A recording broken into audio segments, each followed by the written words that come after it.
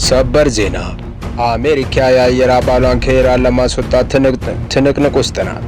በደቡባዊ ኢራን ተመተው የወደቀው ኤፍ-15 ተዋጊ ጄት አብራሪዋን ወዲያውኑ መታደጓን አስታውቃለች። ሆኖም ሌላኛው የአየር ኃይል አባሏን ለማስወጣት እንደ መጀመሪያው ቀላል ሊሆን አልቻለም። ኢራን ጠላቷን ለመያዝ አሜሪካን ዜጋዋን ለማዳን ለሰዓታት በተራሮች መሃል ፍጥጫ ውስጥ ነበሩ። ለመሆኑ ይህ ስብስብ ወታደራዊ ዘመቻ በምን መልኩ ተከናወነ? ጉዳዩ የሚጀምረው አርብ ዕለት ነው። የአሜሪካ ኤፍ-15 ስትራይክ ኤግል የውጊያ ጄት በደቡባዊ ኢራን ተመቶ ይወድቃል። 2 አስርት ዓመታት በፈጀ ጊዜ ውስጥ የአሜሪካ ጄት በጠላት ተመቶ ሲወድቅ ለመጀመሪያ ጊዜ ነበር። በጄት ውስጥ 2 የአየር ኃይል አባላት ነበሩ።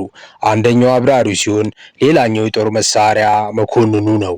አውሮፕላኑ ሲመታ ሁለቱም ተስፈንጥረው መውጣት ችለዋል።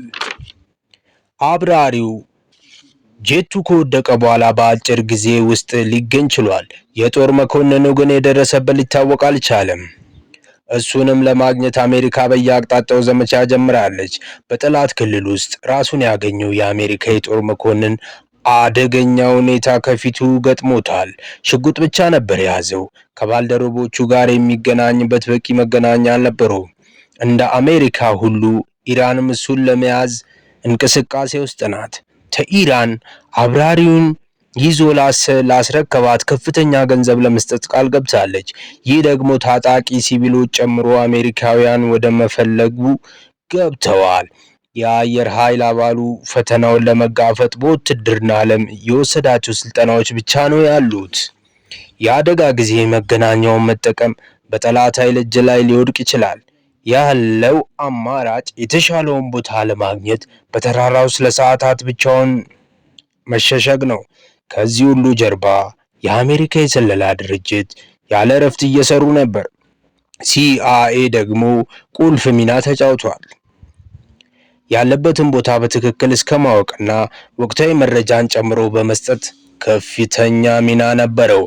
በተመሳሳይ ሰዓት የመገኘቱንም ዜና በማሰራጨት በኩል ትልቅ ሚና ተጫውቷል። ፍጥጫው ከእያንዳንዱ ደቂቃ ጋር ሆነ። በፍጥነትም የአየር ኃይል አባላቱ ወደ ሚዳን ዘመቻ ተገባ። በደርዘን የሚቆጠሩ የአሜሪካ ልዩ ኃይሎች ወደ ኢራን ተሰማሩ።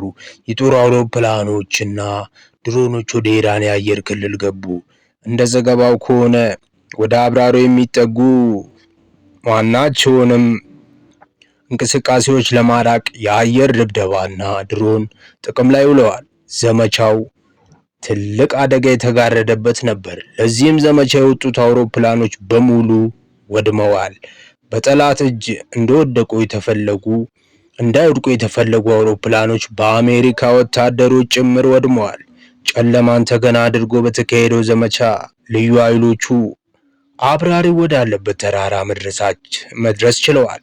በአሜሪካ ሰዓት አቆጣጠር ቅዳሜ ምሽት ላይ ተልዕኮ ተጠናቀቀ።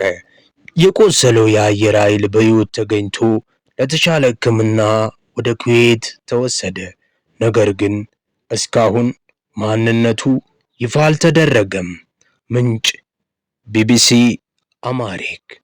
ይህ አጋጣሚ ኢንተርቴንመንት ነው።